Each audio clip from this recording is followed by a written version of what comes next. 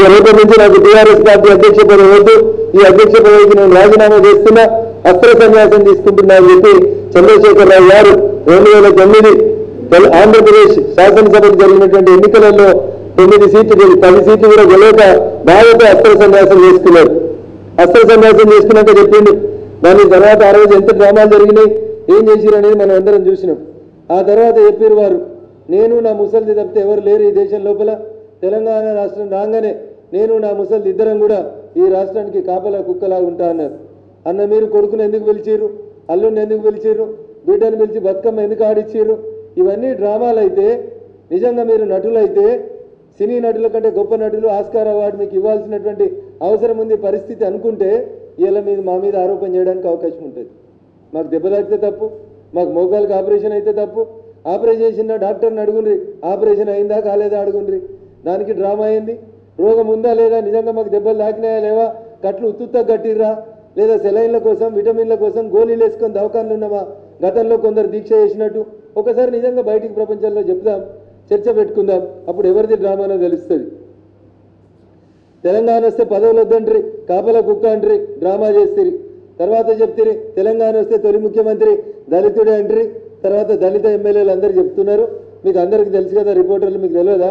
గెలిచిన ఎమ్మెల్యేలు అందరూ కూర్చొని దళితుడు వద్దు, దళితుడైతే సరిగా పాలించాడు, మా కేసీఆర్ గారే గొప్పగా పాలిస్తాడు, కాబట్టి మా నాయకుడు కేసీఆర్ అని ఎన్నుకున్నారు కాబట్టి దళిత సీఎం అనేది పక్కన పెట్టేసినాం మేము, ఖచ్చితంగా నేనే ముఖ్యమంత్రి అవుతాను, ముఖ్యమంత్రి అవుతుంది.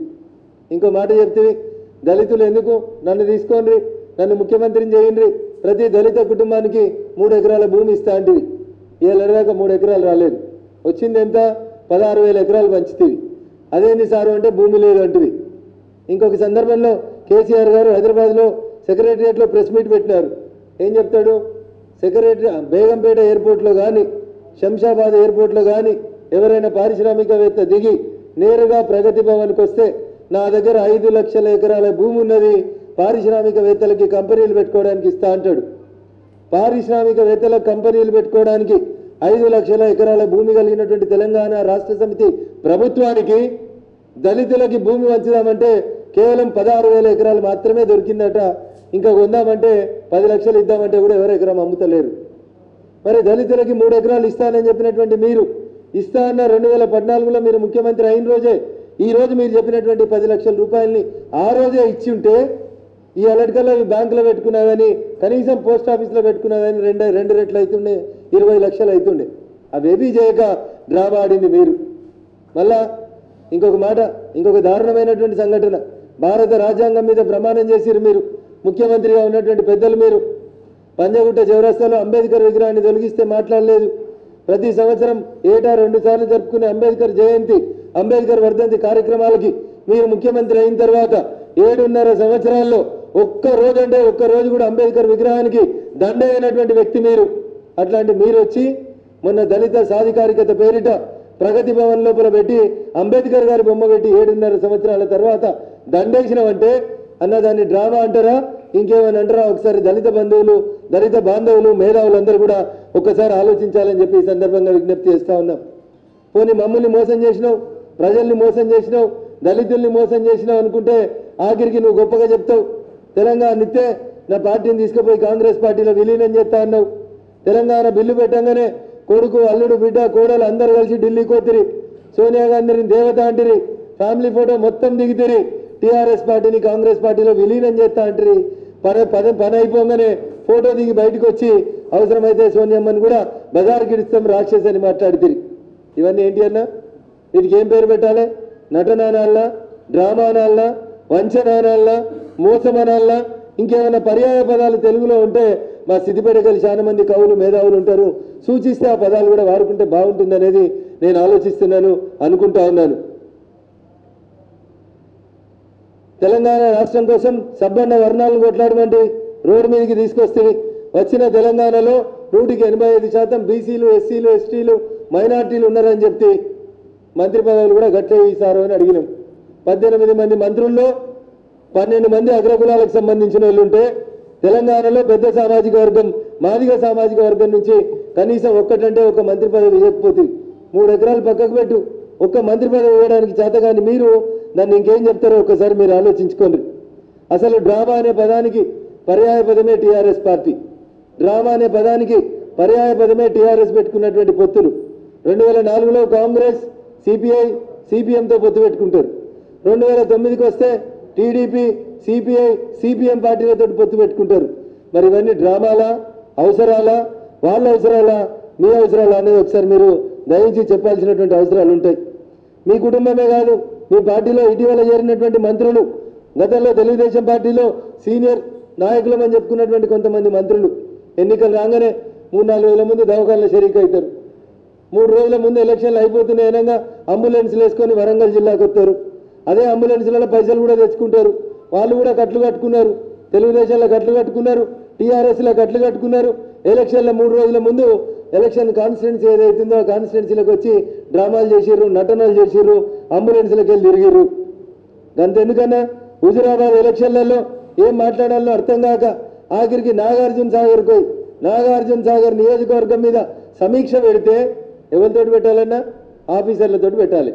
ఎంపీటీసీలు, జడ్పీటీసీలు, ప్రజాప్రతినిధులు బహిరంగ సభ ఎందుకన్నా? దీన్ని బట్టి ఏమర్థమవుతుంది? రేపు హుజురాబాద్కు ఏం మాట్లాడాలో అర్థం కాక నాగార్జున సాగర్ పోయి డ్రామా చేసిర్రు. 7.5 ఏళ్లలో ఏ ఉప ఎన్నిక తర్వాతనైనా మీరు ఇచ్చిన మాట కోసం ఆ నియోజకవర్గానికి వచ్చి ఎన్నడన్నా సమీక్ష చేసిరేమో మీరు చెప్పుర్రి. ఇన్ని డ్రామాలు మీరు ఆడతారు, మీ కుటుంబం ఆడుతుంది.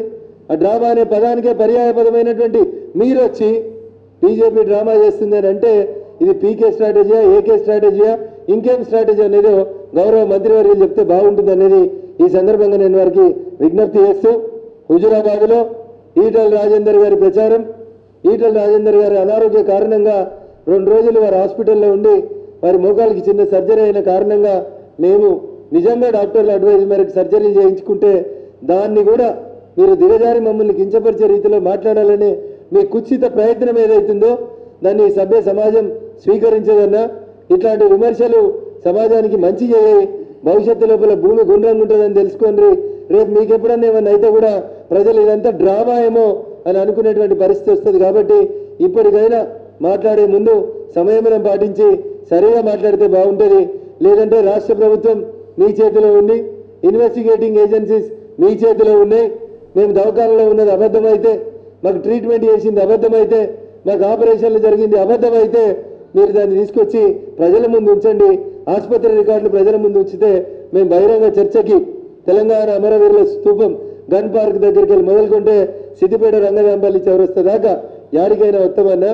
అందుకని మమ్మల్ని ఇట్లా ఒక ఏళ్ళతోటి విమర్శిస్తే అన్న 4 ఏళ్ళు నేను చూపిస్తున్నాయని మీరు గుర్తుపెట్టుకొని ఇట్లాంటి డ్రామాలకి మీరు తెరదించాలని చెప్పి గౌరవ మంత్రివర్యుల వారికి ఈ సందర్భంగా తెలియజేస్తూ, చేతనైతే హుజురాబాద్ గడ్డపైకి రాండ్రి, తెలుసుకుందాం, మీరో మేమో తెలుసుకుందాం. రంగనాయక సాగర్ గెస్ట్ హౌస్ని వదిలేయండి, ప్రభుత్వ భవనాన్ని దుర్వినియోగం చేయడం మానేయండి. చేతనైతే ప్రజలలో కోదాం, మీ బలమేందో మా బలమేందో తెలుసుకుందాం. హుజురాబాద్ ఉప ఎన్నిక ఫలితం తర్వాత ప్రజలు ఎవరికి పట్టం కడతారో అప్పుడు మీ డ్రామాలని మా డ్రామాలను అన్నింటిని కూడా ఖచ్చితంగా ప్రజా బాహల్యంలో చర్చించుకుందామని చెప్పి ఈ సందర్భంగా తెలియజేస్తూ, ఇప్పుడు పెద్దలు మాజీ ఫ్లోర్ లీడర్ గౌరవనీయులు ఎండల గారిని మాట్లాడవలసిందిగా కోరుతాను.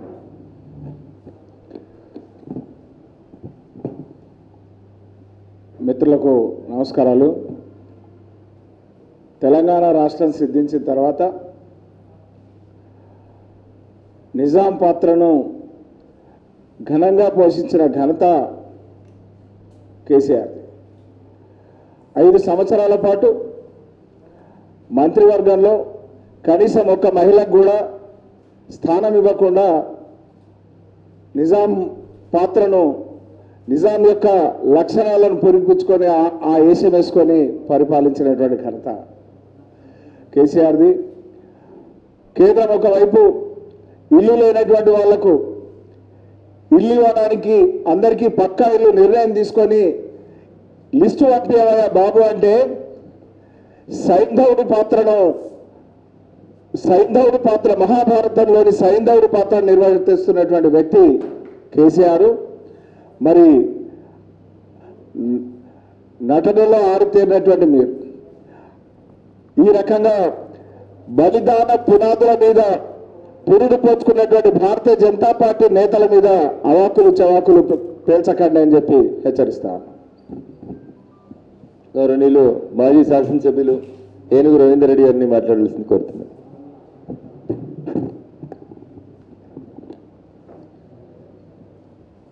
ఈటల రాజేందర్ గారు హుజూరాబాద్లో పాదయాత్ర చేసిన సందర్భంలో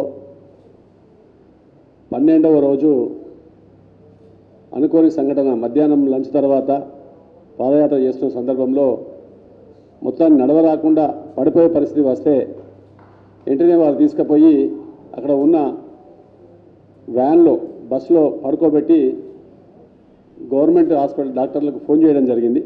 వాళ్ళు వెంటనే వీణవంక ప్రభుత్వ హాస్పిటల్ డాక్టర్ గారు వచ్చి చెక్ చేసి బీపీ ఏమో 90/60కి పడిపోయింది, షుగర్ ఏమో 265కు షూటప్ అయింది. యాక్చువల్గా 120, 130 ఉంటుందని షుగరు, కానీ ఎగ్దమ్ 265 అయింది. డాక్టర్ వెంటనే సెలైన్ ఎక్కించి ఇది తనని ఇమీడియట్గా మీరు హైదరాబాద్ తీసుకెళ్లాలని చెప్పి ప్రభుత్వ డాక్టరే చెప్పిండు. మరి డాక్టర్ కూడా డ్రామా చేసినట్ట, దయచేసి దీన్ని మరి చెప్పాలి, ఎందుకంటే తెలుసుకోవాలి. మీ డాక్టరే, మీ గవర్నమెంట్ డాక్టరు అఫీషియల్గా ప్రెస్ ముంగటికి వచ్చి పాపం సీరియస్గా బీపీ లెవెల్స్ తగ్గినాయి, షుగర్ లెవెల్ పెరిగినాయి, చాలా ఇబ్బందికరంగా ఉంది, ఖచ్చితంగా హాస్పిటల్ షిఫ్ట్ చేయాలని చెప్పిన సందర్భంలో వారిని నైట్కు హాస్పిటల్ షిఫ్ట్ చేయడం జరిగింది.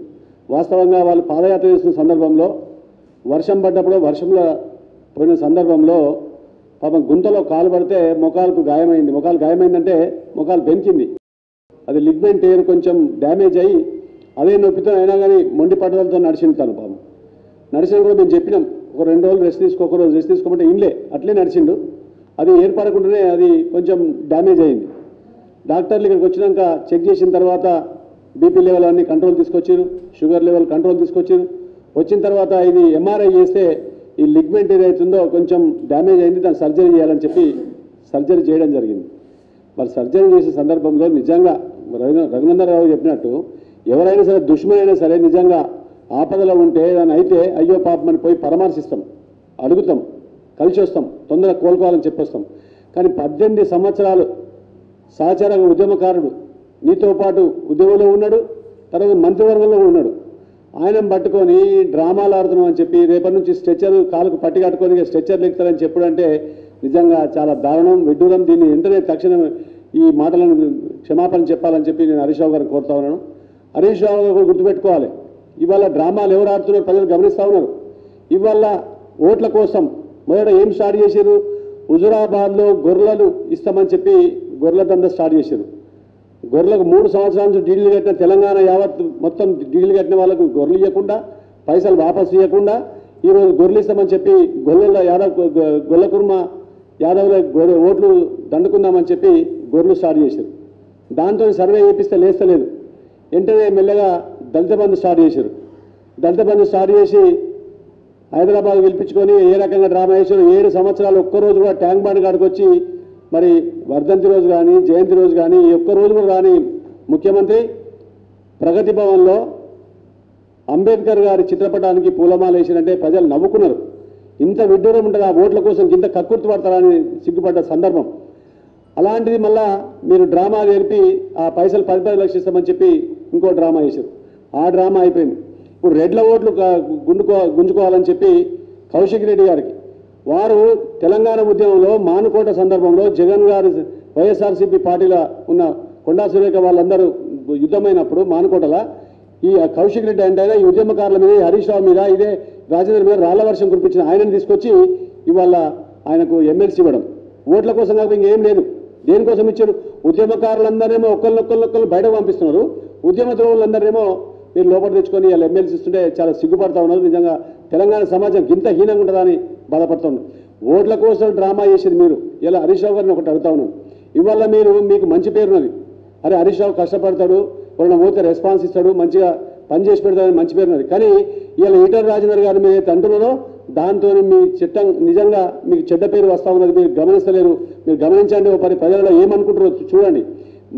మీ మామగారు కేసీఆర్ గారు ఏం చేస్తుందంటే ఒక్క దెబ్బకు 2 పిట్టలు రావాలని చెప్పి ఇటు హరీష్ రావు ఖతం కావాలి, అటు ఈటల రాజేందర్ ఖతం కావాలని చెప్పి డ్రామా పెట్టింది తప్ప నిజంగానే చిత్తశుద్ధి ఉంటే మరి కేటీఆర్కి ఇన్ఛార్జ్ చేయాల్సింది. అక్కడ కేటీఆర్కి ఇవ్వకుండా నీకు పెట్టి ఒకవేళ గెలిస్తే పర్లేదు నేను గెలిచినా అనుకుంటాడు, ఓడిపోయినా అనుకో హరీష్ రావు ఓడగొట్టినని చెప్పి నీ మీద భుజం మీద పెట్టి ఇవన్నీ డ్రామాలు చేస్తున్నారు.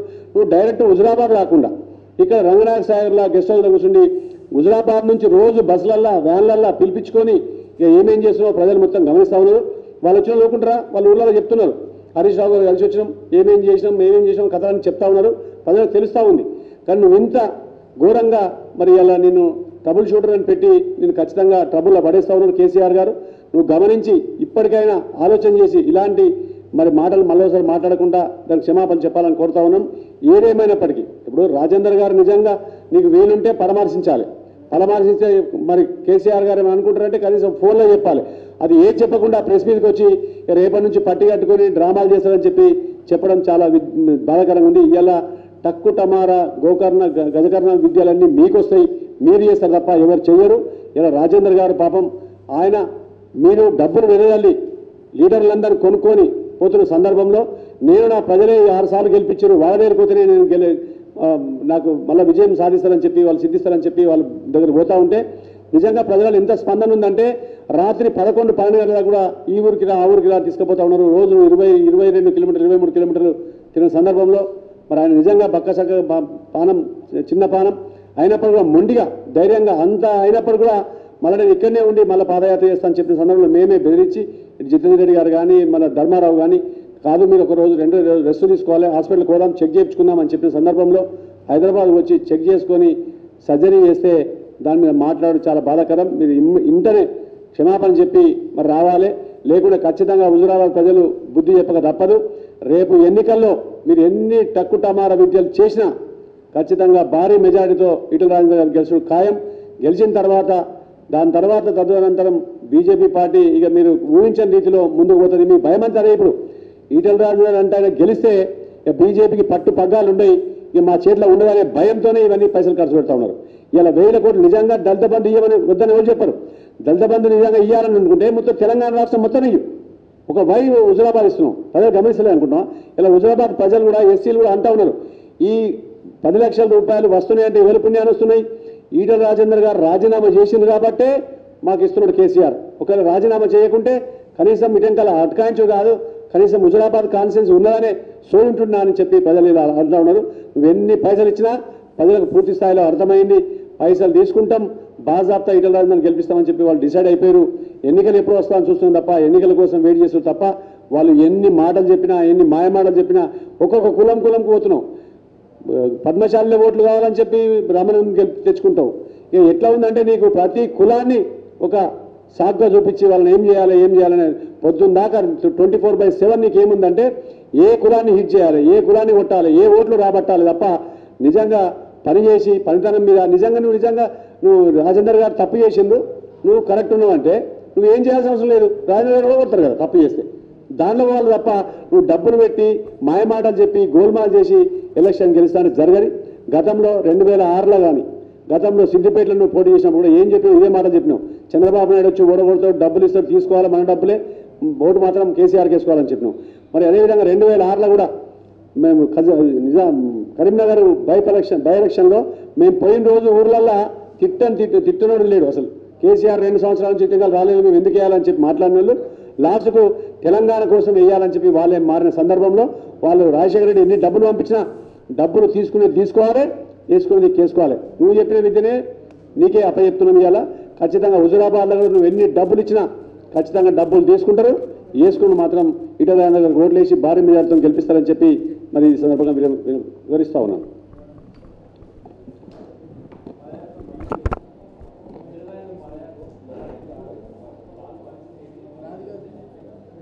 డాక్టర్లు వారి హెల్త్ బోర్డులకు సంబంధించిన ఒక డిశ్చార్జ్ సమ్మరీ ఇస్తారన్న.